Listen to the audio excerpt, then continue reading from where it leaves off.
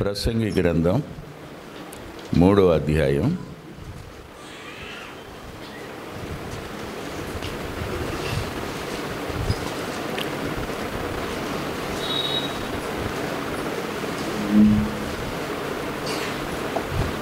12, 13, 14 వచనాలు. ప్రసంగి గ్రంథం 3వ అధ్యాయం 12, 13, 14 వచనాలు. కావున అందరం కలిసి చదువుకుందాం. కావున సంతోషముగా నుండుట కంటేనో తమ బ్రతుకును సుఖముగా వెళ్ళబుచ్చుట కంటేనో శ్రేష్టమైనది ఏది నరులకు లేదని నేను తెలుసుకుంటుని, మరియు ప్రతివాడును అన్నపానములు పుచ్చుకొనుచు తన కష్టార్జితముల సుఖమును అనుభవించుట దేవుడిచ్చు బహుమానమే అని తెలుసుకుంటుని, దేవుడు చేయు పనులనియు శాశ్వతములని నేను తెలుసుకుంటుని, దానికి ఏదియు చేర్చబడదు, దాని నుండి ఏదియు తీసివేయబడదు. మనుషులు తన యందు భయభక్తులు కలిగి ఉన్నట్లు దేవుడిటి నియమమును చేసి ఉన్నాడు.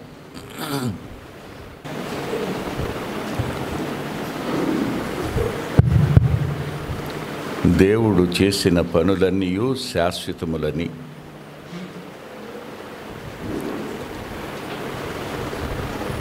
భార్య, భర్త, కుటుంబం అనేది కూడా that is not only permanent but it is eternal also. కుటుంబం అనేది శాశ్వతమైంది మాత్రమే కాదు, నిత్యత్వానికి చెందింది కూడాను. ఎలా అని మీరు అంటారు? వారి భార్యాభర్తలుగా పిలువబడ్డారు, భార్యాభర్తలుగానే నమోదవుతారు.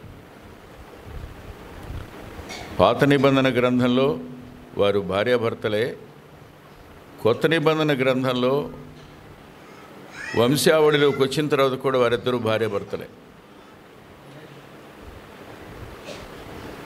పేర్లు చెప్పక్కర్లేదు కదా, బాగోదు. మళ్ళీ చెప్తున్నాను, పాత నిబంధన గ్రంథంలో వారు సమూయేలు గ్రంథంలో భార్యాభర్తలుగా ఉంటారు, మత్తయి సువార్తలో కూడా వారిద్దరూ భార్యాభర్తలుగానే ఉంటారు. జీవితంలో చాలా వ్యత్యాసాలు వచ్చేసినాయి. అతను చనిపోయినాడు కూడాను, కానీ చంపేయబడ్డాడు, కానీ అతని భార్యగానే ఆమె నమోదైంది మత్తయి సువార్తలో. దీన్ని బట్టి ఆయన కార్యాలు శాశ్వతములు అన్నప్పుడు family is permanent and also eternal. Even నిత్యత్వం వరకు అది నమోదై ఉంటుంది, దాన్ని తీసివేయడానికి వల్లపడదు.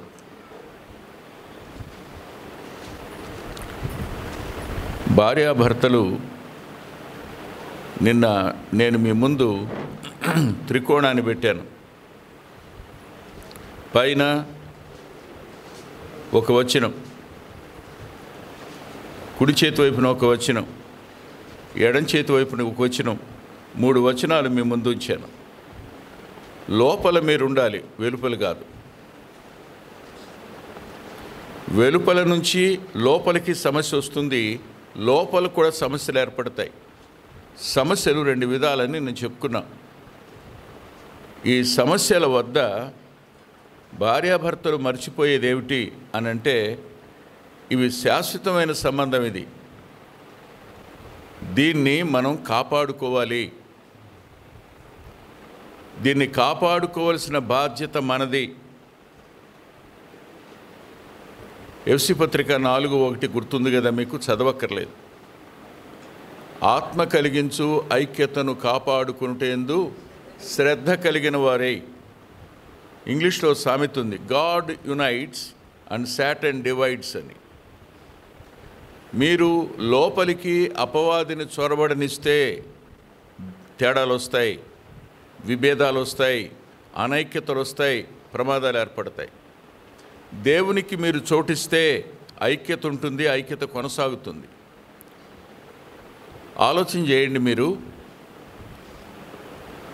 మనం నిన్న ఆదాము కుటుంబాన్ని చూసాం, ఆ తర్వాత అబ్రహాం కుటుంబాన్ని చూసాం, ఆ తర్వాత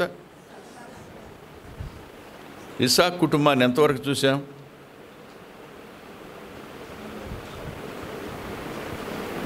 పరిష్కారం చూడలే.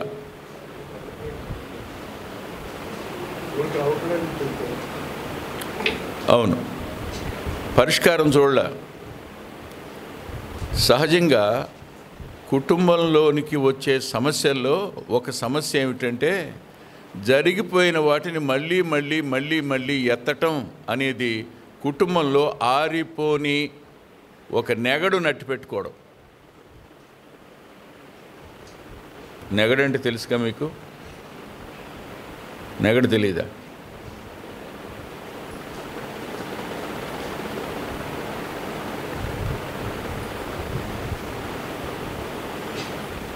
శీతాకాలం వస్తుంది, నలుగురు చోట కూర్చుంటారు, 4 పుల్లలు ముట్టిస్తారు. అది ఆరిపోకుండా ఉండడానికి తెల్లవార్లు వాళ్ళు కాపలా గాయాలి. చలి, మంచు పడతా ఉంది, ఏ వెలిగించుకుంటారు? ఇక్కడ పరిభాషలు ఏమంటారు దాన్ని?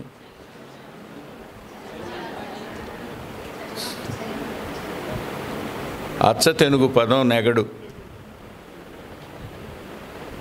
అచ్చ తెనుగు పదం నెగడు. చలిమంట అని అన్ని ప్రాంతాల వాళ్ళు అదే అంటారు. నెగడు వెలిగించుకుంటారు, దాని చుట్టూ కూర్చుంటారు. అది ఆరిపోతే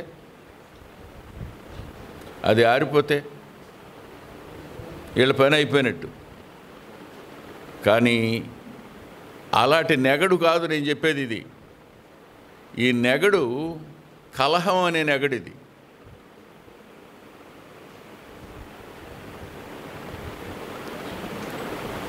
ఇద్దరు కొడుకుల్ని పంచుకున్నారు.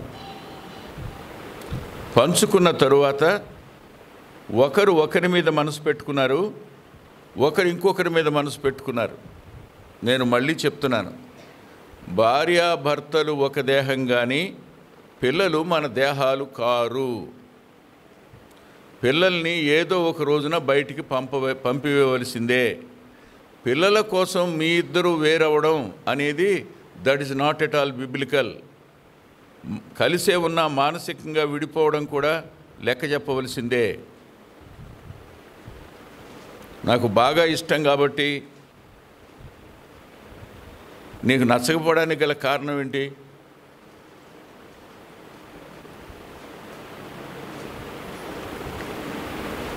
ఆడవాళ్ళకైనా మగవాళ్ళకైనా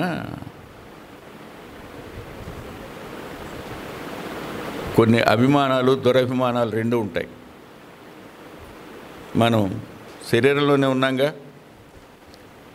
ఏ కోడలికి అత్తగారి మీద సంపూర్ణమైన గౌరవభావం ఉందో చెప్పండి.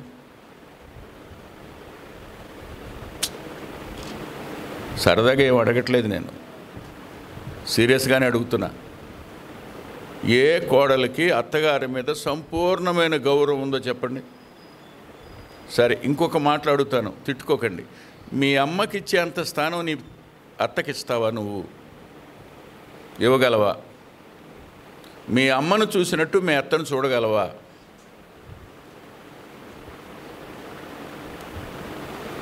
మీ అమ్మ నీకు జన్మనిచ్చింది, మీ అమ్మ నీకు పాలిచ్చింది, మీ అమ్మ నిన్ను పెంచింది. 23 సంవత్సరాలు, 24 సంవత్సరాలు, 30 సంవత్సరాలు, 33 సంవత్సరాల దాకా అటు పెడితే పెళ్లి చేసి పంపించింది. కానీ మీ అత్త తన స్థానాన్ని నీ కోసం త్యాగం చేసింది. రేపొద్దున ఆ ఇల్లు తంద కాదు, నీది. నీకు తన స్థానం త్యాగం చేస్తుంది, తన కుటుంబ గృహ నిర్వాహకత్వాన్ని త్యాగం చేస్తుంది. అమ్మేం త్యాగం చేయదు. రాగా నా పని చేయి, ఈ పని చేయి అంటది. అలాగే అల్లుడు గారు కూడా మామగారిని తండ్రిలాగా ప్రేమించడం. ఎవరో మా చంద్రశేఖర్ లాంటి వాడు తప్ప రేరుగా ఉంటారు. మా వల్ల కాదు. నేను మా మామగారితో ఎన్నిసార్లు మాట్లాడుంటాను 44 సంవత్సరాలు అంటే 40 సార్లు కూడా ఇప్పుడు మాట్లాడాల. బాగున్నారా మామయ్య అంతవరకే. చివరికి మా అత్తయ్యతో కూడా ఎంతవరకు అంతవరకే. ఎందుకని? వాళ్ళ మీద నాకు కోపం, కష్టం, పగ, దేశం ఏమి లేవు. కానీ చెప్పండి, మా అమ్మ కాళ్ళ దగ్గర కూర్చున్నట్టు మా అత్తగారి కాళ్ళ దగ్గర కూర్చోను. మా నాన్న గుండెల మీద పడిపోయినట్టు మా మామగారి గుండెల మీద పడలేను. ఆ డిఫరెన్స్ నాకు కూడా ఉంది. కానీ అంత మాత్రం చేత వాళ్ళని ద్వేషించలేదు, వాళ్ళని తక్కువ చేయలేదు, వాళ్ళని బాధ పెట్టలేదు. ఇది మాత్రం చెప్పగలను. మనం ఒక ఇంటికి మీరు వచ్చారు కోడలుగా అనగానే మీరు ఆ ఇంటిని నీ ఇంటి కంటే ఎక్కువగా ప్రేమించటం నేర్చుకోవాలి.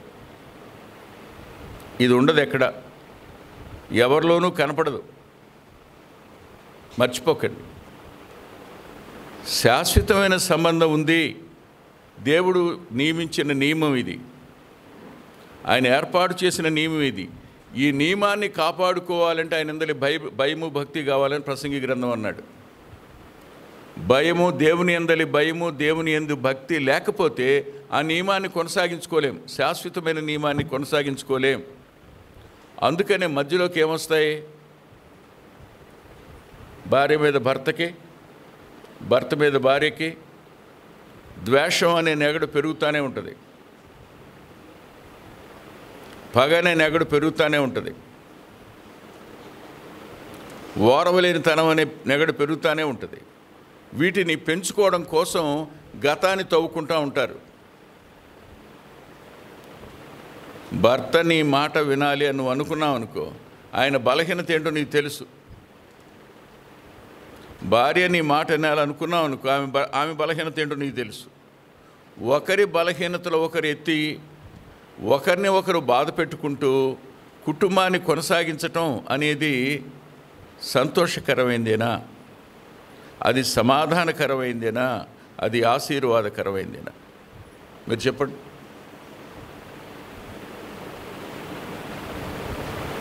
కాదు అని ఖచ్చితంగా చెప్పొచ్చు. ఇస్సాకు విషయంలో రెబ్కా తప్పు చేసింది, దానికి నువ్వు 100 రీజన్లు చెప్పు. దేవుని చిత్తమే చేసిందని అను. ఇస్సాకు దేవుని చిత్తానికి విరోధంగా చేయటం వల్ల అడ్డం పడిందని అను. నీ ఆర్గ్యుమెంట్లన్నీ పక్కన పెట్టు. అతనికి నువ్వేమై ఉండాలి?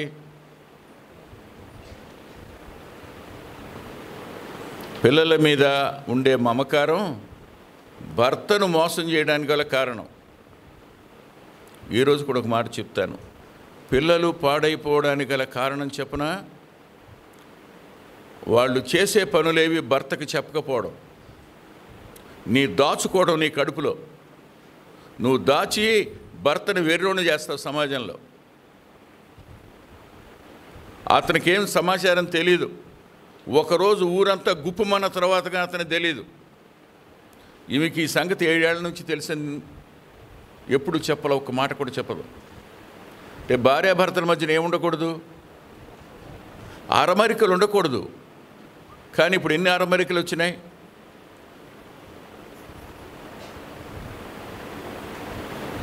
మీరిద్దరూ ఏక శరీరం కదా, కానీ ఏక మనసు మాత్రం కాదు కదూ. మీరిద్దరూ ఏక శరీరంగా ఉన్నారు, లేకపోతే పిల్లలు ఎట్ట పుడతారు? కానీ మీరు ఏకాత్మగా లేరు, దేవుని పనిలో సహకరించేవారుగా లేరు, దేవుని పనిని ఆటంకపరిచేవారుగా కూడా ఉంటారు. అంత మాత్రమే కాదు, మీ మానసిక ప్రపంచాలు కూడా ఐక్యం కాల. ఇంకా మీ మనసులు ఏకం కాల, మీ మానసిక ప్రపంచాలు ఒకటి కాల. మానసిక ప్రపంచాలు ఒకటే అయితే భర్త ఏం ఆలోచిస్తాడో భార్య అదే ఆలోచిస్తుంది. భార్య ఆలోచన, భర్త ఆలోచన దేవుని పాదాల దగ్గర పెట్టి వారిద్దరూ ఒకానొక ఏక మనసుకు వస్తారు వాళ్ళు. అది జరగదు, జరగల ఈ కుటుంబంలో. ఇది 3వ కుటుంబం. ఎలాగైనా తిట్టుకోరుగా. మగోళ్ళు అనుకున్నది చేయలేరు, కానీ ఆడవాళ్ళు అనుకున్నది ఎట్టగానే చేస్తారు. కాదంటారా? బ్రదర్స్ అసలు మాట్లాడలే, సిస్టర్స్ని అడుగుతా, ఏమ్మా మగవాళ్ళు అనుకున్నది చేయలేకపోవచ్చు, కానీ ఆడవాళ్ళు అనుకున్నది ఖచ్చితంగా చేస్తారు కదా?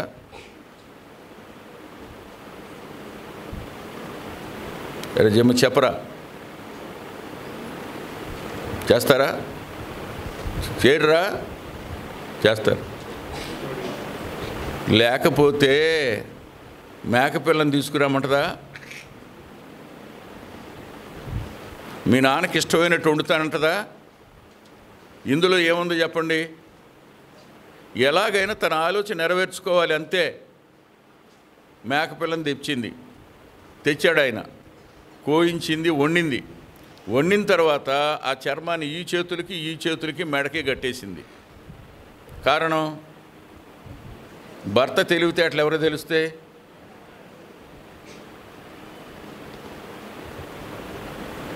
దగ్గరికి రమ్మన్నాడు.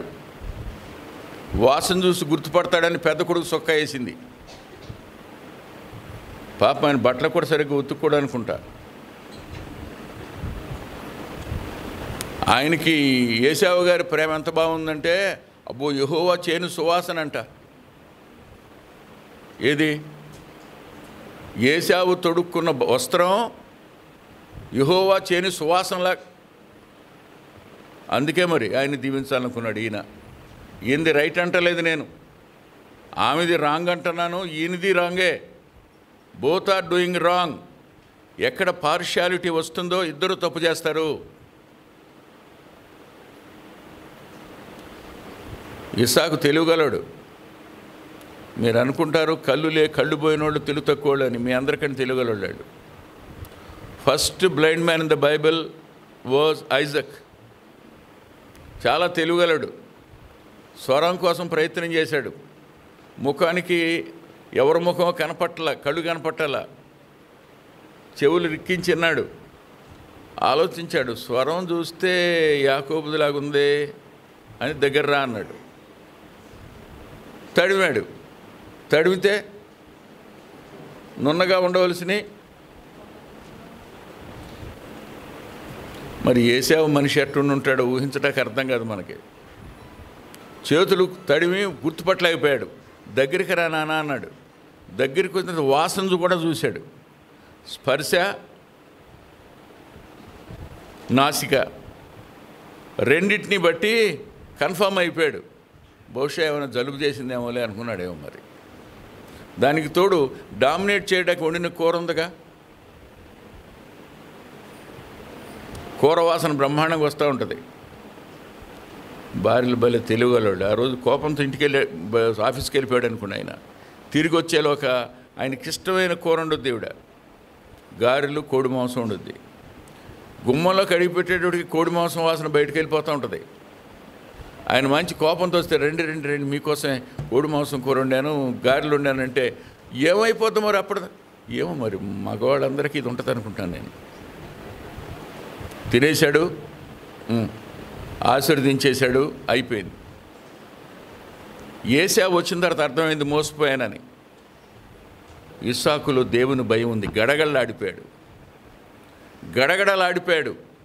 అయ్యో, నేను దేవుడు ఆశీర్వదిస్తానన్న వ్యక్తిని ఆశీర్వదించకుండా, ఎవరిని దేవుడు ఆశీర్వదించకుండా దాసుడుగా చేస్తానన్నాడో అతన్ని ఆశీర్వదించానని విలువలాడిపోయినాడు.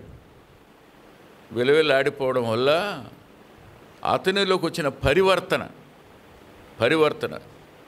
ఒక మాట కొలసీ పత్రికలో రాశాడు. దయచేసి మీరు చూడండి, ఏమనుకోకండి. 3వ అధ్యాయం 19వ వచనం చివరి మాట, భర్తలారా మీ భార్యలను ప్రేమించుడి, వారిని నిష్ఠూర పెట్టకుడి. వారిని నిష్ఠూర పెట్టకుడి అంటే, నిష్ఠూర పెట్టడం అంటే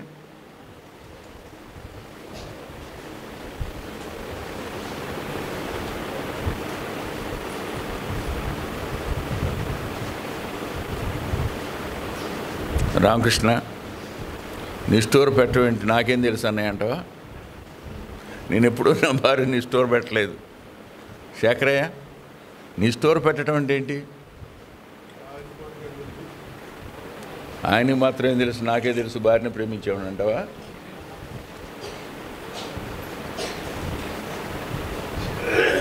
నిష్ఠూరాలు ఆడడం తెలుసా మీకు? ఎత్తి పొడుపు మాటలు పలికితే మనసు నొప్పించడాన్ని నిష్ఠూరం అంటాం.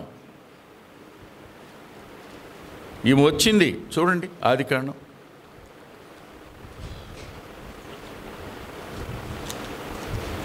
27వ అధ్యాయం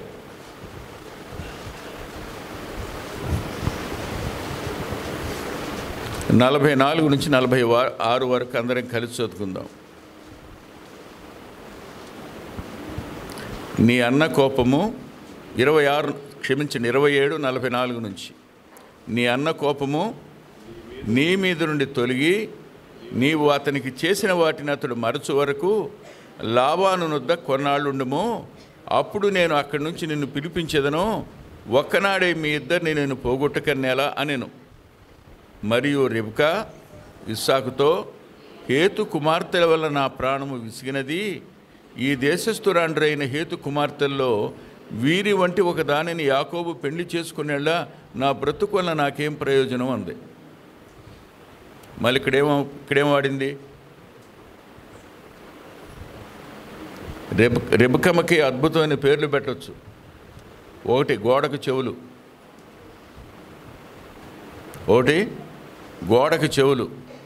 2 చేతుల మీద లేని వెంట్రుకలు మొలిపించడం, 3 లేని వాసనను తిరిగి తెప్పించడం, 4 మోసపూరితమైన ఆలోచనను నెరవేర్చడం కోసం భర్తను తన మనసు బాధని భర్తతో చెప్పుకుని మోసపూరితమైన ఆలోచన నెరవేర్చుకోవడం కోసం తన బాధను భర్త ముందు వెల్లడి చేయడం. ఇవన్నీ ఆమెకు పెట్టుకోవచ్చిన పేర్లు, అద్భుతమైన పేర్లు పెట్టుకోవచ్చు ఈమెకి. వాస్తవానికి దేవుని చిత్తమే కదా వీళ్ళ వివాహం. దేవుని చిత్తం కలుక్కునే కదా పెద్దదాసుడు తీసుకుని వచ్చాడు. ఆమె దేవుని చిత్తానికి లోబడే వచ్చింది కదా. ఇస్సాకు కూడా దేవుని చిత్తం లోబడే ఆమెను పెళ్లి చేసుకున్నాడు కదా. అతడు దుఃఖ నివారణ కూడా పొందాడు కదా. పిల్లల కోసం కనిపెట్టినంతకాలం ఇద్దరి ఆత్మీయ జీవితాలు బాగున్నాయి కదా. పిల్లలు పుట్టిన తరువాత వీళ్ళ ఆత్మీయ జీవితాల్లో ఈ వ్యత్యాసం రావడానికి పక్షపాతం ఒకటే కారణం. యాకోబు తంది, నాయనా ఒకే రోజున మీ ఇద్దరిని ఎలా పోగొట్టుకొని నువ్వు ఎక్కడి నుంచి వెళ్ళిపో, హారానికి లాబాను దగ్గర కొంతకాలం ఉండయ్యా అని చెప్పింది. అంటే ఏశావు కత్తి నూరడం చూసింది. ఒకే రోజు మా నాన్న మరణదినాలు దగ్గరగా ఉన్నాయి, మా నాన్న చచ్చిపోయిన రోజునే మా తమ్ముడిని కూడా చంపేసి ఇద్దరిని ఒకేసారి పాతి పెట్టాలని నిర్ణయం తీసుకున్నాడు. ఇనేసింది. మొట్టమొదటి గోడకు చెవులు కాదు, ఎప్పుడు గోడకు చెవులేవని వచ్చి తన భర్తతో ఇలా అంది, ఏమండి, హేతు కుమార్తెల వల్ల నా ప్రాణం విసిగిపోయింది. ఈ దేశస్థురాండ్రిని యాకోబు కూడా చేస్తే నా బతుకటం వల్ల నాకేంటి ప్రయోజనం అంది. నీకోసం ఆ దేశం వదిలిపెట్టి వచ్చాను నేను. నీదే ప్రపంచం ఇంతకాలం బతికాను నేను. నా బ్రతుక్కి ప్రయోజనం లేకుండా అయిపోయింది ఏశావు వల్ల.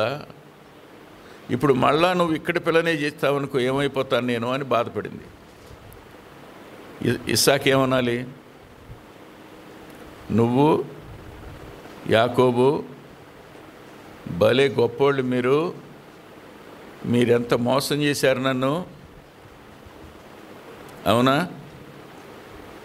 గతంలో ఏం జరిగింది? ఉదయం జరిగిందో నిన్న జరిగిందో నాకు తెలీదు. బహుశా ఉదయమే జరిగి ఉండాలి, మధ్యాహ్నం జరిగి ఉండాలి, బహుశా సాయంకాలాన్ని సాగనంపడానికి అన్ని ఏర్పాట్లు చేసింది ఆవిడ కదా. గతాన్ని ఎత్తి ఇస్సాకు ఒక్క మాట కూడా భార్యనల్లా. అతడు పగ అనే నెగడును పెంచల, అసమాధానం అనే నెగడును పెంచుకోల. పదే పదే పదే పదే గతాన్ని ఎత్తి మాట్లాడుకోవడం అనేది భార్యాభర్తల మధ్య నిష్ఠూరానికి కారణం. భార్యలు కూడా భర్తల్ని తక్కువ చేయరంటే తక్కువ చేయకుండా ఉంటారని కాదు. భర్తలకి ఏం తక్కువగా చేయరు, చాలా ఎక్కువగా చేస్తారు. కొంతమంది భర్తలకి ఆఫీసులో నోరు ఉంటుంది కానీ ఇంట్లో నోరు ఉండదు. మైక్ ముందు నోరు ఉంటుంది కానీ ఇంట్లో నోరు ఉండదు. ఇంకా సంఘటనలు చెప్పలేను, ముందుకెళ్ళిపోతాను. మాట్లాడలేరు వాళ్ళు, కానీ వీళ్ళు ఆడుకుంటారండి. మేకాలకి వీళ్ళకి పెద్ద తేడా ఏ ఉండదు. అతడు హృదయానుసారుడే అయినా అతని అపహాస్యం చేయడం, అతని చులకన చేయడం, హీనపరచడం చేస్తారు భార్యలు. గౌరవించవలసిన భర్తలు, నువ్వు ఎవరి యందు భయం కలిగి ఉండాలో ఆ భర్తల్ని మోసం చేసింది నేను ఆ పని చేయలేదు నువ్వు అనొచ్చు, కానీ నువ్వు ఎన్నిసార్లు నీ భర్తను తక్కువ చేస్తుంటే ఒకసారి ఆలోచించుడు. ఎన్నిసార్లు అతని అంతరంగంలో నువ్వు చేసిన మాటలు గాయాలుగా ఉన్నాయి ఆలోచించేయి. అతను ఎన్నిసార్లు కృంగిపోయి ఉంటాడు ఆలోచించేయి. ఎప్పుడు ఆలోచించం. దేవుడు ఇవన్నీ చూడడానుకుంటున్నారు మీరు. జాగ్రత్త. నిన్ను నీ భర్త విషయంలో లెక్క అడుగుతాడు, నన్ను నా భార్య విషయంలో లెక్క అడుగుతాడు, మనల్ని మన భార్యల విషయంలో లెక్క అడుగుతాడు దేవుడు. ఆయనేం జతపరిచి ఊరుకోడు. We are accountable. మనం అందరం లెక్క చెప్పవలసిన వాళ్ళమే. ఇందులో సందేహం కొంచెం కూడా లేదు. గుర్తుపెట్టుకోండి. ఇస్సాకు ఒక్క మాట కూడా యాకోబుని అనలేదు, రెబెక్కమని ఒక మాట అనలా. నాకు అనిపించింది, తప్పు దిద్దుకున్న వ్యక్తి ఎవడు గతాన్ని తవ్వడనమాట. దేవుని భయము భక్తి కలిగిన వ్యక్తి శాశ్వతమైన ఈ నియమానికి లోబడి ఉంటాడు. ఇప్పుడు మళ్ళీ దాన్ని ఎత్తి ఏం చేయాలి? ఒకవేళ ఇస్సాకు ఎత్తాడనుకోండి, ఏశావు కత్తి అప్పుడే వచ్చేది వెలుపలికి. సందేహం మీకు? మీరిద్దరు నన్ను మోసం చేశారు అని ఉంటే ఏశావు ఉన్నాడు. ఏశావు కనపడదా? వేరే గుడారంలో ఉంటే మాత్రం ఒక్క మాటంలా ఏశావుకు సంగతి తెలియకుండానే యాకోబును మంచిగా చెప్పి సాగనంపేసిన ఓ అద్భుతమైన వ్యక్తిత్వం ఇస్సాకుది. ఇవాళ నేను హృదయపూర్వకంగా నమ్ముతాను, సమాజంలో ఆడవారు బాధలు పెట్టబడుతున్నారు, అవమానించబడుతున్నారు, తక్కువ చేయబడుతున్నారు. వాస్తవమే. కానీ మీరు 10 మందికి చెప్పుకుంటారు, మీ చేత బాధలు పడిన భర్తలు మాత్రం ఎవరికి చెప్పుకోలేరు. ఎక్కువ కుమిలిపోయేది భర్తలే, భార్యలు కాదు. జ్ఞాపకం పెట్టుకోండి. బయటికి చెప్పలేరు, హృదయం ఇప్పి ఎవరితో పంచుకోలేరు, గావురుమని ఏడవలేరు. గదిలో మాత్రమే వాళ్ళ దిండుకి దేవునికి మాత్రం వాళ్ళ కన్నీళ్ళు తెరుస్తాయి. చేసుకున్నాను కాబట్టి,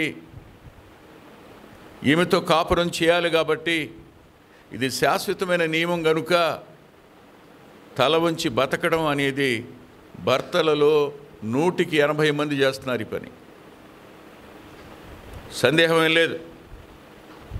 మీరు ఆలోచించండి. ఇలా మీరు చేస్తున్నప్పుడు అది ముచ్చటగా ఉంటుందా? అది కోరదగినదిగా ఉంటుందా? అది క్షేమకరమైనదిగా ఉంటుందా? నేను చెప్పుకున్న వచనాల్లో కాదు కదా.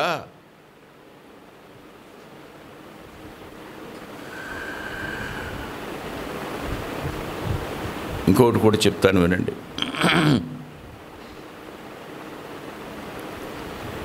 పిల్లల ముందు ఎప్పుడు భార్యాభర్తలు కలహించుకోవడం అనే దాన్ని మానేయండి.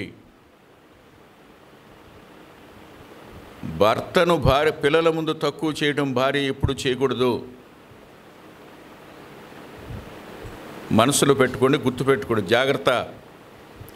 నువ్వు కన్న నీ పిల్లల ముందు నీ భర్తను తక్కువ చేసావంటే వాళ్ళ భవిష్యత్తును సర్వనాశనం చేస్తున్నావు.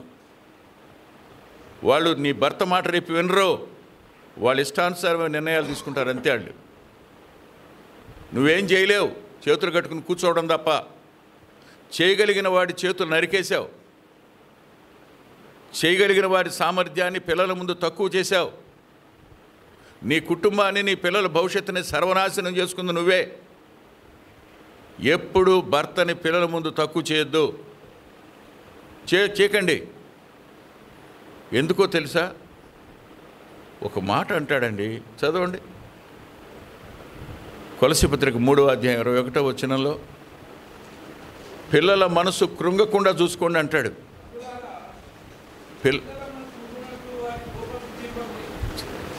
మీ ఇద్దరి మధ్యలో కలహం ఉంటే ఆ పిల్లలకు అన్నం ఎక్కదండి, నిద్ర పట్టదండి, వాళ్ళు పండుకోలేరండి, చదవలేరండి. మార్కులు ఎక్కడి నుంచి వస్తాయి వాళ్ళకే? ఎంతేదో ఫ్యూజులు కడుతున్నామని ఎగిరితే సరిపోయిందేంటి?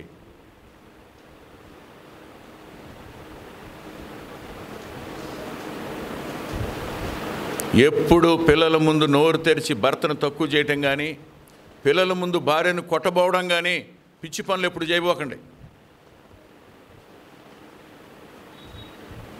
మీరు మాట్లాడుకోవాలనుకున్నారా? వాళ్ళు స్కూల్కి వెళ్ళాక మాట్లాడుకోండి కూర్చుని. అది కూడా గుర్తుపెట్టుకోండి, సమాధానంగా ఉండడానికే మీరు వివాహంలోకి పిలువబడ్డారు. కొరింథీ పత్రికలో పౌలు గారు రాశాడు, వివాహానికి ఒక పిలుపు ఉంది, మీరు సమాధానముగా ఉండుటకే పిలువబడితిరి అని. ఈ నియమాన్ని, ఇది శాశ్వతమైన నియమం. ఈ సమాధానంగా ఉండడానికి పిలువబడినప్పుడు మీ ఇద్దరు కూర్చుని ఎప్పుడైనా మాట్లాడుకున్నారు అసలు భార్యాభర్తలుగా? ఏ రోజైనా కుటుంబ పరిస్థితుల గురించి కానీ, పిల్లల పరిస్థితి గురించి కానీ, భర్త ఆరోగ్యం గురించి కానీ, భార్య ఆరోగ్యం గురించి కానీ, పరిస్థితుల గురించి కానీ కూర్చుని మాట్లాడుకున్న పరిస్థితి ఉందా? కొంత సమయాన్ని కుటుంబంలో భార్యతో గడిపిన అనుభవం మీకుందా? భర్తతో చర్చించిన సమయం ఉందా? యాంత్రికంగా కొనసాగిపోతున్నారు. పిల్లలు పెరిగిపోతారు, పెద్దోళ్ళు అవుతారు, పెళ్లి చేస్తారు, పంపిస్తారు. వాళ్ళకి ఏమీ చేత కాదు, వాళ్ళు ఏమి నేర్చుకోరు, వాళ్ళకి ఏం తెలియదు, డిసిప్లిన్ తెలియదు, దేవుని భయం తెలియదు, భక్తికి ఆస్కారమే లేదు. పిల్లలు నాశనం అయిపోవడానికి తల్లిదండ్రులైన మనమే కారణం. వాళ్ళని ఏం అనలేం, సంసారం పాడు చేసుకుందాం అనలేం, భార్యను కొట్టి తరిమేసాడు అనలేం. మనం కారణం, వీఆర్ రెస్పాన్సిబుల్. ఒక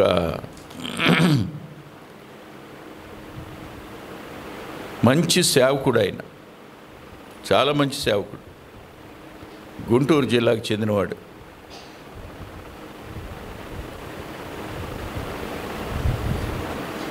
వాళ్ళ పాప ఫోన్ చేసి, అంకుల్ అమ్మ చెప్పరా అన్న. అంకుల్, నా చిన్ననాటి నుంచి నేను చూస్తున్నాను, మా అమ్మ మా నాన్నని ఏ విషయంలోనూ గెలవనివ్వదు.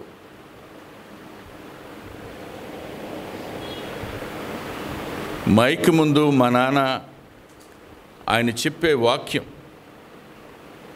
మా నాన్నంటే సమాజానికి, సంఘానికి ఉన్న అభిమానం, మా ఇంటిలో ఆయనకి ఇంత స్థానం కూడా లేదు.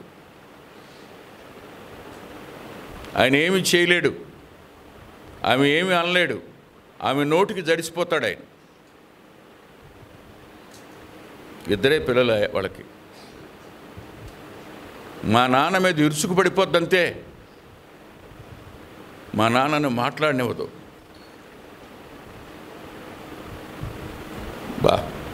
ఎలా ఓదార్చాలో నాకు అర్థం కాలేదు. ఆ పిల్లలే ఏ మాటలు చెప్పాలో అర్థం కాలా. మీరే ఆలోచించండి. కుటుంబం అది శాశ్వతమైన నియమానికి సంబంధించింది, అది నిత్యత్వంలో లెక్క చెప్పవలసింది.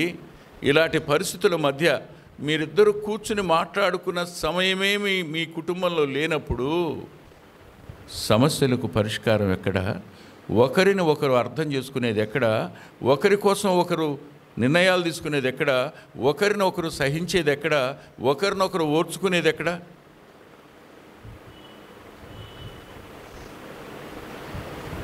ఒక ఆయన నాతో ఇలా అన్నాడు, పెద్ద ఆయన, అయ్యా పడక మీద పడిన తర్వాతే నా భార్య ఏంటో నాకు అర్థమైంది అయ్యా అని. పడక మీద పడిన తర్వాతే నా భార్య ఏంటో నాకు అర్థమైందయ్యా, అప్పటిదాకా నా భార్య ప్రేమ నాకు తెలియలేదన్నాడు. ఎంతకాలం వృధా అయిపోయిందో కదా. మీరే ఆలోచించండి. మీరు జతపరచబడడం దేవుని నియామకం. మీరు అనుకున్న ఆ పిల్లల్ని కనలేదు, అది దేవుని నియామకమే, దేవుని యొక్క చిత్తం అది. మీరు మీ పిల్లల్ని రేపటి దేవుని రాజ్య భవిష్యత్తు కోసం పెంచవలసిన వాళ్ళు. మీరు మీకోసం నా కోసం పెంచుకోవడం కాదు మన పిల్లల్ని, దేవుని రాజ్య భవిష్యత్తు కోసం. వాళ్ళు దానియేలు గారిలాగా ఒక ప్రధానమంత్రే కానివ్వండి, వాళ్ళు రాజులే కానివ్వండి, పరిపాలకులే కానివ్వండి, ఏవైనా కానివ్వండి, that is not in our hands, that is in the hands of the our lord. అది ప్రభు చేతుల్లో ఉంది, మన చేతుల్లో లేదు. కానీ వాళ్ళకి నేర్పవలసినటువంటి ప్రేమ, క్రమశిక్షణ, భయం, భక్తి అది మన వల్లేగా వాళ్ళు నేర్చుకోవాలి. Family is the first institute to teach the fundamental ethics. కుటుంబం అనేది పిల్లలకు ప్రాథమికమైన నియమాలను నేర్పవలసిన ప్రాథమిక పాఠశాల. ఎక్కడ నేర్పుతున్నాం మనం? ఏ ప్రమాణాలు పిల్లలకు నేర్పుతున్నాం మీరు చెప్పండి. ఇస్సాకును చూసినప్పుడు నిజంగా ఆశ్చర్యం. అంతే, నేనైతే ఎంతసేపు ఆలోచిస్తానో అసలు ఎలా ఓర్చుకున్నాడు, ఒక్క మాట నోట్లోంచి బయటకు రాకుండా, ఊసి ఎత్తకుండా ఎలా ఉన్నాడు. మనమైతే వెనక్కి పిలిచి మరీ తిట్టేవాళ్ళం. నాకు తెలిసిన ఒక ఆయన ఉన్నాడు, ఏమనుకోకండి మీరు, సంఘటనలు చెప్తున్నాను, వ్యక్తుల పేర్లు చెప్పను.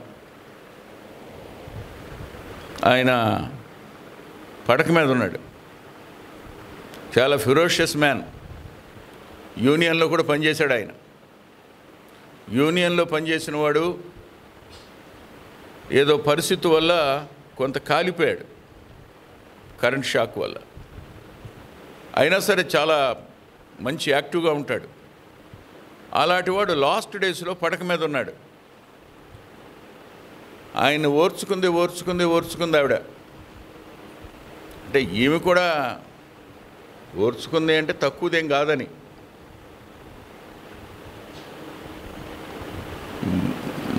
భార్యలు ఏమంటారంటే, బాబు మీరు ఎప్పుడు పెద్దోళ్ళు అవుతారని ఎదురు చూస్తున్నావురా, పెద్దోళ్ళు అయిన తర్వాత మీ అమ్మకి, మీ నానమ్మకి, మీ నాన్నకి, మీ తాతయ్యకి మీతో బుద్ధి చెప్పించాలని చూస్తున్నానని చెప్పి తల్లులు ఉన్నారు. కాదని నేను అంటలా. ఆమెని ఈయన మామూలుగా సహజంగా పడక మీద ఉన్నవాళ్ళు ఇసుకిస్తారు. కుటుంబంలో విసుగుదల, సణుగురు ఇవన్నీ కామన్ ఫ్యాక్టర్స్. ప్రేమ అనే ఇంధనం లేకపోతే అవి పెరుగుతూనే ఉంటాయి, సౌండ్ వస్తూనే ఉంటుంది. తలుపు తీసి వేసేటప్పుడు ఎలా కిరికిరి శబ్దం వస్తుందిగా, ఒక నూనె బొట్టు పడితే సౌండ్ రాదు. అలాగే ప్రేమ పోస్తే తప్ప ఆ సణుగుడు విసుగుడు రెండు పోవు. సహజంగా ప్రతి కుటుంబంలోనూ ఉంటాయి ఇవి. ఈ ప్రేమ ఎవరి ప్రేమ పోయబడాలి? రోమా 5:5 ఆ ప్రేమ పోయబడాలి. భర్త నుండి భార్యకి, భార్య నుండి భర్త కాదు. పరిశుద్ధాత్మ ద్వారా ప్రేమ మీ హృదయాంతరంగంలో పోయబడితే తప్ప ఆ సణుగుడు విసుగుడు ఆగదు. నీ భర్తను బట్టి నువ్వు లోబడ్డం కాదు, నీ భార్యను బట్టి ప్రేమించడం కాదు, పరలోకాన్ని బట్టి కదా ప్రేమించవలసింది, విధేయత చూపించవలసింది. ఆ ప్రేమ నీలో ఇంధనంగా పడితే అప్పుడు ఇక సణగవు, విసుగులు ఉండవు. ఆమె ఏదో అనరాని మాట అనేసింది. ఈయన ఓర్చుకున్నాడు. 3 రోజుల తర్వాత అల్లుడు వచ్చాడు.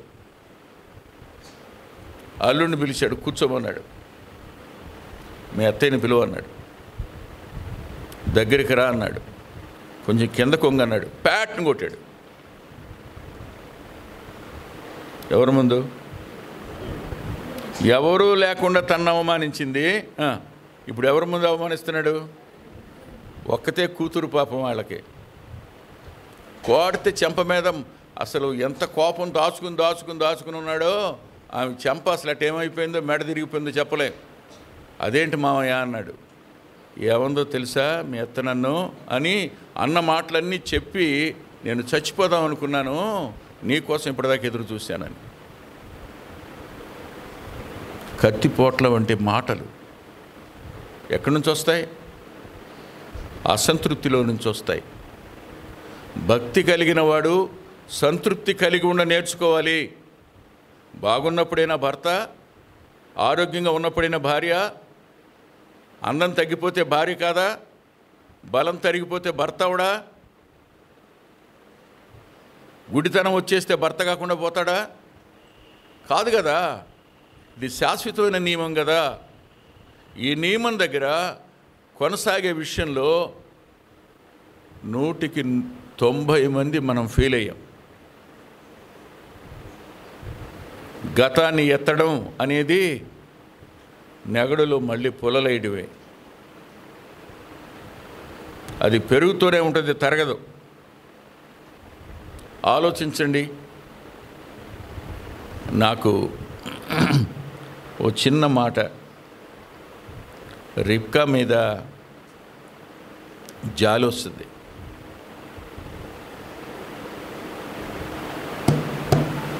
రెండున్నర చూడండి, ఆదికాండం 44-45 వచనాలు, చివరి భాగం. అప్పుడు నేను అక్కడ నుండి నిన్ను పిలిపించేదను. 27:44-45లో అప్పుడు నేను అక్కడ నుండి పిలిపిస్తా. ఎప్పుడు? నీ అన్నకి నీ మీద కోపం తగ్గాక.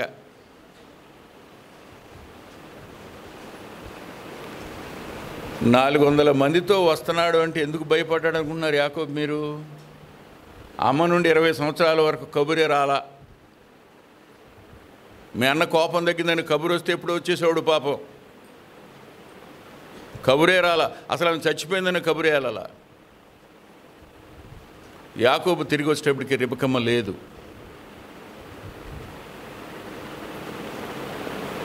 ఇస్సాకునిద్దరూ పాతి పెట్టినట్టు ఉంటుంది, కానీ ఆమె భూస్థాపన కార్యక్రమం లిఖించలేదు. నేను కబురు పెడతాను నాన్న, మీ అన్న కోపం తగ్గాక అంది. ఎదురు చూస్తూనే ఉన్నాడు పాపం. అక్కడ 7 ఏళ్ళు, 10 ఏళ్ళు, 15 ఏళ్ళు, 20 ఏళ్ళు రాలా. దేవుడే బయలుదేరి వెళ్ళమనేంత వరకు అక్కడే ఉన్నాడు పాపం. ఇంత ప్రేమించిన కొడుకుని మరణశయ్య మీదైనా చూసుకోగలిగిందా?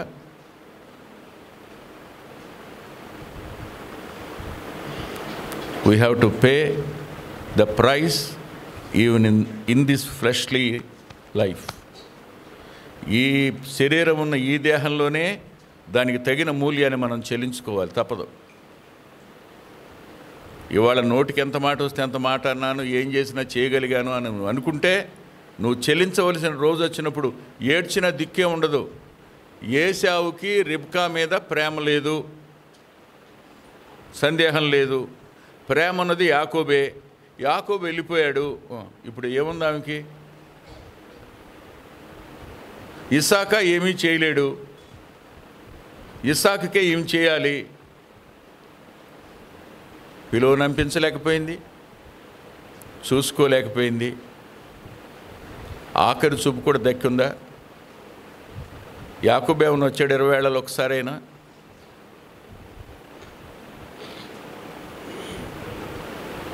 జాగ్రత్త. రహస్యంగా వెతుకుతున్నాం అనుకుంటాం, కానీ రహస్యంగా కోసుకుంటాం. విత్తేది గాలినే కానీ కోసేది ప్రళయవాయువు అవుద్ది. ఒంటరితనానికి మించిన ప్రళయవాయువు ఇంకొకటి లేదు. నీ ఇంటిలో నిన్ను నిరాకరించడం కంటే దారుణమైన దుస్థితి ఇంకొకటి ఉండదు. నీ ఇంటిలో నీవు ఒక గదిలో పిచ్చిదానిలాగా పిచ్చోళ్ళగా పడి ఉండటం కంటే దుఃఖం మరొకటి ఉండదు. అలాంటి పరిస్థితి నీ వృద్ధాప్యంలో నీకు ఏర్పడుద్ది, సందేహం ఏమీ లేదు. జ్ఞాపకం పెట్టుకోండి.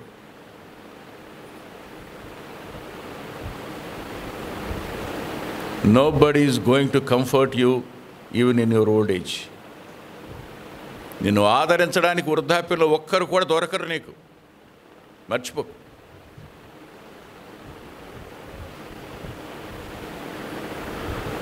భర్తని ఏం చేసింది ఆవిడ? మీరు చెప్పండి. ఇప్పుడు ఏం చేసింది ఆవిడ? కొడుకు చేత తన భర్తను మోసం చేయించింది. కొడుకు చేత భర్తను చెప్పండి, భర్తను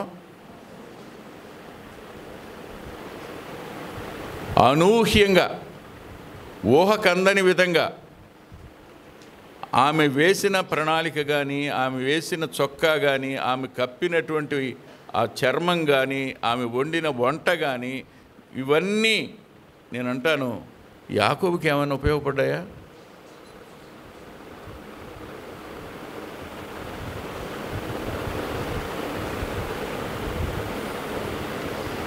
ఇస్సాకు నుంచి ఆశీర్వాదాలు పొందాడండి. దేవుని ఆశీర్వాదం నిలిచిందా? ఇస్సాకు ఆశీర్వాదం నిలబడిందా?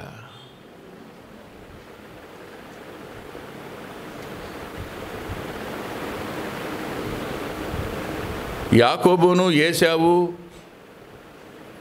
ఇస్సాకు ఆస్తి పంచుకున్నట్టు ఎక్కడైనా రాస్తుందా లేఖనంలో? నాకేం అక్కర్లేదు, నేనే నీకు కానుక పంపిస్తున్నానని కానుక పంపించాడు.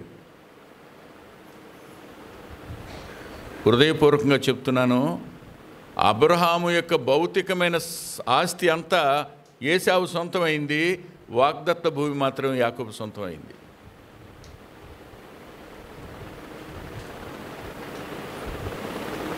భార్యాభర్తలుగా జాగ్రత్త వహించి ఒకరిని ఒకరు గౌరవించుకోవడం, ఒకరిని ఒకరు సన్మానించుకోవడం, ఒకరిని ఒకరు ప్రేమించుకోవడం, ఒకరిని ఒకరు ఘనపరుచుకోవడం, ఒకరిని ఒకరు పిల్లల ముందు తక్కువ కాకుండా జాగ్రత్త పడడం ఎప్పుడు చేయాలి? లేకపోతే రేపు పిల్లల ముందు మనమే హీనమైపోతాం, చులకనైపోతాం, తక్కువైపోతాం. దేవుడే తక్కువ అవడానికి అవకాశం ఇస్తాడు.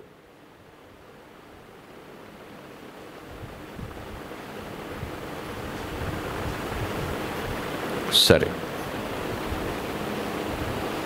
పేతురు రాసిన మొదటి పత్రిక 3వ అధ్యాయం 1 నుంచి 9 వచనాలు మార్చి చదువుకుందాం. 3వ అధ్యాయం మొదటి పత్రిక 3వ అధ్యాయం 1 నుంచి 9 వచనాలు. అటువలే స్త్రీలారా, మీరు మీ స్వపురుషులకు లోబడి ఉండుడి, అందువలన వారిలో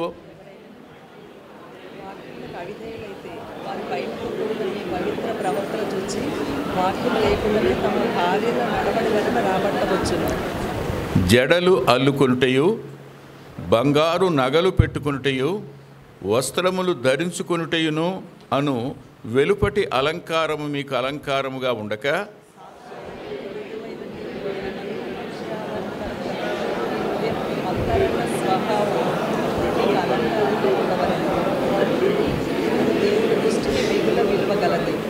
అటువలే పూర్వము దేవుని ఆశ్రయించిన పరిశుద్ధ స్త్రీలను తమ స్వపురుషులకు లోబడిండుడి చేత తమను తాము అలంకరించుకునిరి.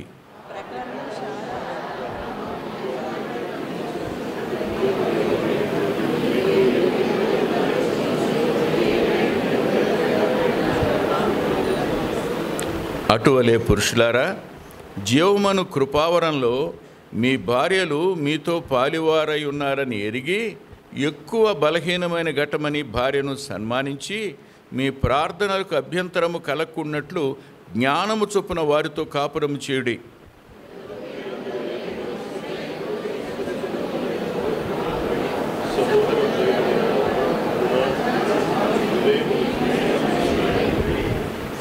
ఆశీర్వాదమునకు వారసులగుటకు మీరు పిలువబడితిరి గనుక కీడుకు ప్రతి కీడైనను దోషణకు ప్రతి దోషణకు చేయక దీవించుడి. ఇక్కడ భార్యలకు చెప్పే వాటిలో ఒక చిన్న మాట మాత్రం చెప్పి ముగిస్తాను. రేపు దీన్ని కొనసాగించుకుందాం. 3వ అధ్యాయం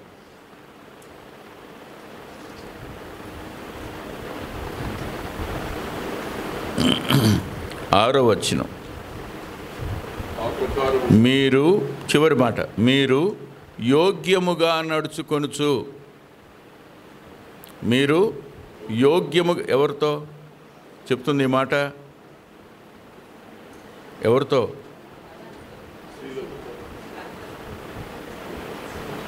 భర్తలతో చెప్తున్నాడండి. అటువలే పురుషులారా కదా సార్. పురుషులారా యోగ్యంగా, కింద ఫుట్ నోట్లో ఏం రాశాడు? భార్యల్ని ప్రేమించండి అన్నవాడు యోగ్యంగా నడుచుకోండి అంటే, బాబు భార్యలకు మేలు చేయండి అయ్యా అని.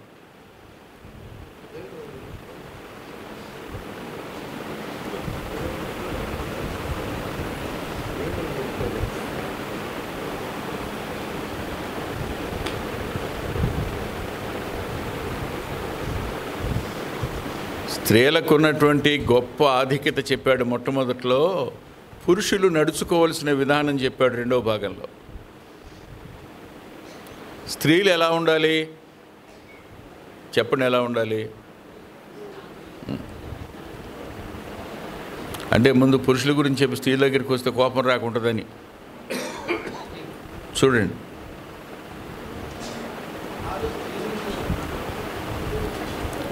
స్వపురుషులకు లోబడి ఉండుట చేత తమ్మును తాము అలంకరించుకొండ్రి. 5వ వచనం. భర్తకు లోబడడం అంటే దేవుని దృష్టిలో తను తాను అలంకరించుకోవడం, దేవునికి ఇష్టురాలుగా ఉండడం. భర్తకు లోబడని స్త్రీ దేవునికి ఇష్టురాలు ఎప్పటికీ కాదు,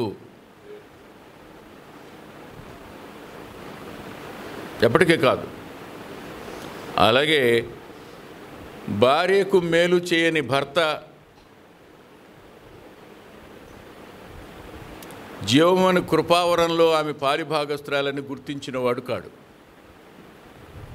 చెప్పు నానా. 6 స్త్రీల, నేను 7 దగ్గరికి వచ్చి చెప్పానా? సారీ రైట్, స్త్రీల సంగతే ఇది, క్షమించండి, ఏమనుకోకండి. సరే,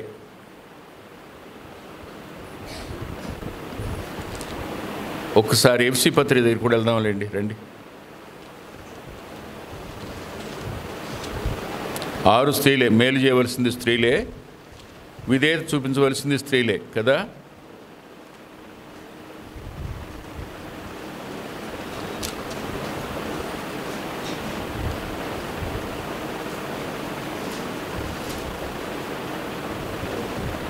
ఇరవై 29-30 వచనాలు, ఎఫ్సి పత్రిక 5:29-30. ప్రతివాడును దాన్ని పోషించి సంరక్షించును. మనం క్రీస్తు శరీరమునకు అవయవములై ఉన్నాము. ఆలోచించండి. ఇప్పుడు పోషించి సంరక్షించడం అనే దగ్గర మేలు చేయటమే. భార్యలు కూడా భర్తలకు మేలు చేయబద్దులై ఉన్నారు, భర్తలు కూడా భార్యలకు. అంటే అందుకని భార్య నష్టాన్ని భర్త కోరుకుంటే, భర్త నష్టాన్ని భార్య కోరుకుంటే ప్రమాదమే. మా సూరిబాబు ఉండి భలే జోక్స్ చెప్తుంటాడు, అద్భుతమైన జోక్స్ చెప్తుంటాడు. నిన్నే అన్నాడు, ఒక ఊళ్ళోనంట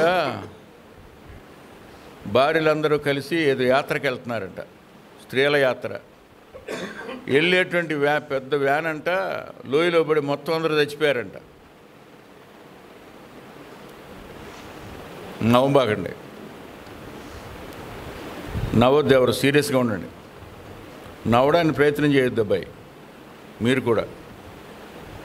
చచ్చిపోతే ఊర్లో ఉన్న భర్తలందరూ 1 రోజు ఏడ్చారంట, 2 రోజులు ఏడ్చారంట, 3 రోజులు ఏడ్చారంట, 4 రోజులు ఏడ్చారంట, ఆ తర్వాత ఆగిందంట. కానీ ఒకడు మాత్రం 15 రోజులని ఏడుస్తూనే ఉన్నాడంట. ఆ నెల్లి అడిగారంటే, ఎందుకురా నువ్వు ఏడుస్తున్నావంటే, అందరు వెళ్ళారు కానీ నా భార్య మాత్రం ఆ వేళను వెళ్ళలేదన్నాడంట. నవ్వొద్దన్నాను కదా, ఎందుకు నవ్వారు మీరు?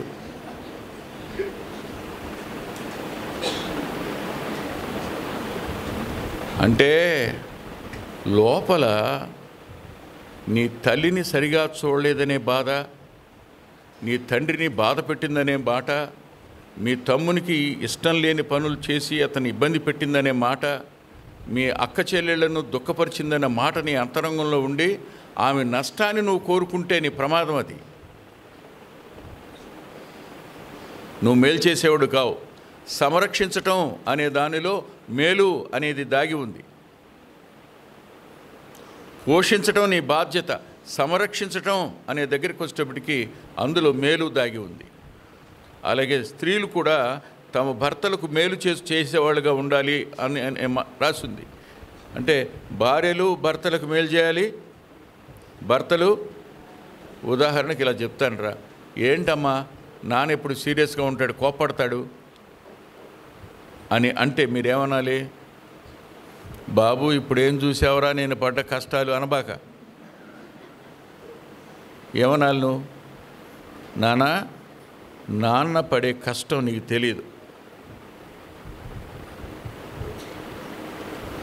ఆయన అనుభవించిన క్షోభ నీకు తెలీదు, ఆయన మోసిన బరువు నీవు ఎరగవు. ఇవాళ మీ నాన్న నువ్వు ఇలా చూస్తున్నావు, కానీ ఒకప్పుడు మీ నాన్న ఎలా ఉండేవాడు నీకు తెలీదు.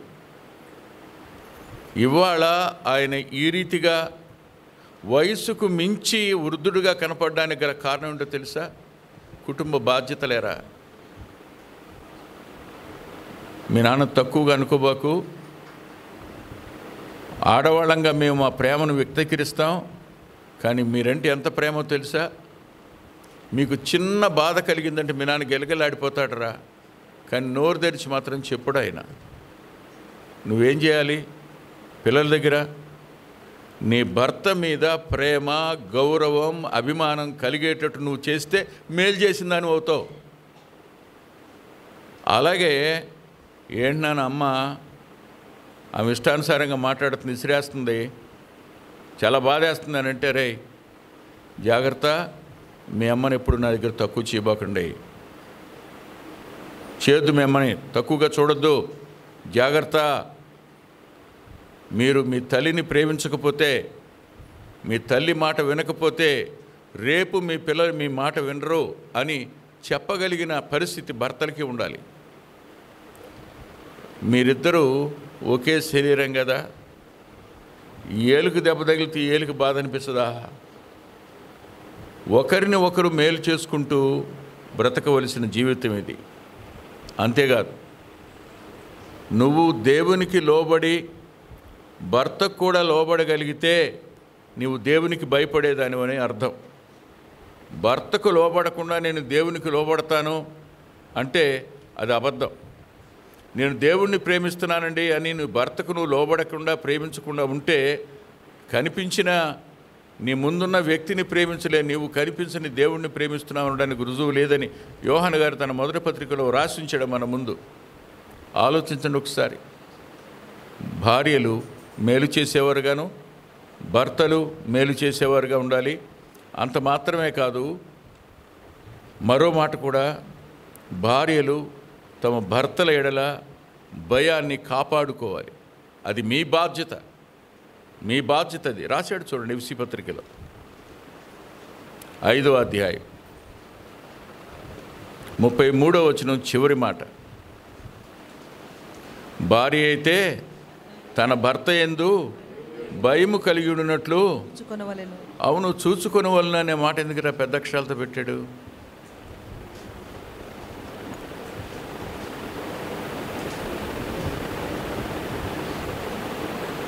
ఎప్పుడైనా మీకు ఆలోచన వచ్చిందా? తప్పు రాశారనుకున్నారా? ఆత్మ అనే అక్షరం పెద్దగా ఉంటుంది, అది దైవాత్మ. ఆత్మ అనే అక్షరం చిన్నగా ఉంటే మానవాత్మ. అక్షరం పెద్దగా ఉంది అంటే దేవుడిస్తున్న ఆజ్ఞను గుర్తుపెట్టుకోవాలి. ఊరికినే పెద్ద అక్షరాలు రాయరు. ఎవరికి వాళ్ళు భర్త ఎడల భయాన్ని కొనసాగించుకుంటూ కాపాడుకుంటూనే ఉండాలి. చచ్చేటంత వరకు దాన్ని కాపాడుకోకపోతే జాగ్రత్త, మీరు దేవుని దృష్టిలో లెక్క చెప్పవలసిన వారు అవుతారు, నష్టపోయే వాళ్ళు అవుతారు. అవును, సంఘం క్రీస్తు ప్రభువుకి ఎంతకాలం లోబడి ఉండాలి?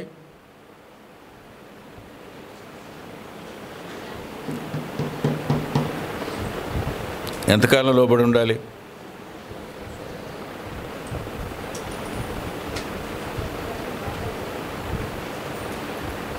రాకడ వరకు లోబడి ఉండాల్సిందే, అంతేగా? ఆ తర్వాత లోబడదా?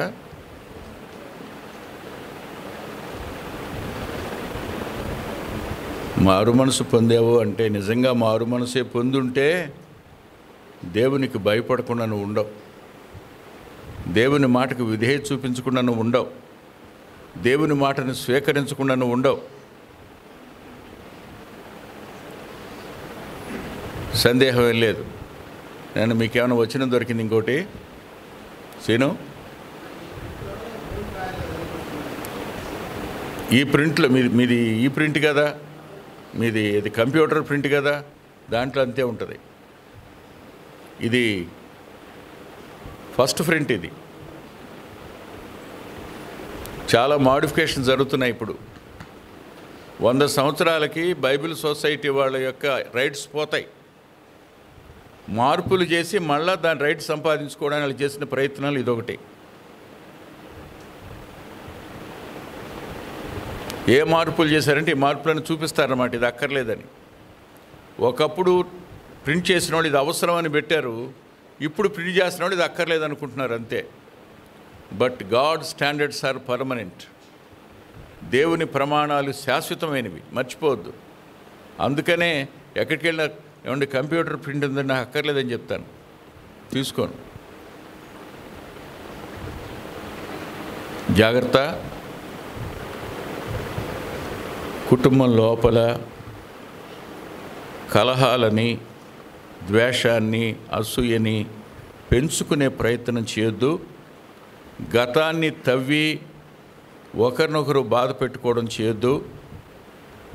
ఇస్సాకు యొక్క వ్యక్తిత్వం ఒక అద్భుతమైన వ్యక్తిత్వం. దానికి అద్భుతమైన మాదిరి పేతురు గారే చూపించాడు. నిన్ను వలే నీ భార్యను అంటాడు, కృపావరంలో పాలిభాగస్తురాలు గనుక అంటాడు. కానీ రిబ్కా తన భర్త విషయంలో చేసిన దానికి ఎలాంటి పర్యవసానం వచ్చి ఉంటుందో మనం ఊహించాం. నేను అది వాస్తవం అని నమ్ముతున్నాను కూడా. జాగ్రత్త పడదాం. రేపు రాకడలో సిగ్గుపడనక్కర లేని వాళ్ళుగా ఉండడానికి నన్ను ఎవరైనా అడిగితే నువ్వెవరి విషయంలో లెక్క చెప్పాలరా అని అంటే, ఒకటి నా భార్య విషయంలో నేను లెక్క చెప్పాలి, రెండవది నా పిల్లల విషయంలో నేను లెక్క చెప్పాలి. తగినంత సమయం నేను నా భార్యకి ఇవ్వలేకపోయినాను, తగినంత సమయం నా పిల్లలకి ఇవ్వలేకపోయినాను. ఇంటి దగ్గర ఉన్నప్పుడు వాళ్ళతోనే ఉండేవాడిని, ఎక్కువ టైం వాళ్ళతో గడిపేవాడిని. కానీ బికాజ్ ఆఫ్ ద మినిస్ట్రీ వాళ్ళు నా దగ్గర నుంచి ఎక్స్పెక్ట్ చేసినంత టైం నేను ఇవ్వలేకపోయినాను. ఆ విషయంలో ఐఎమ్ ఆల్సో అకౌంటబుల్. ప్రార్థన చేసుకో.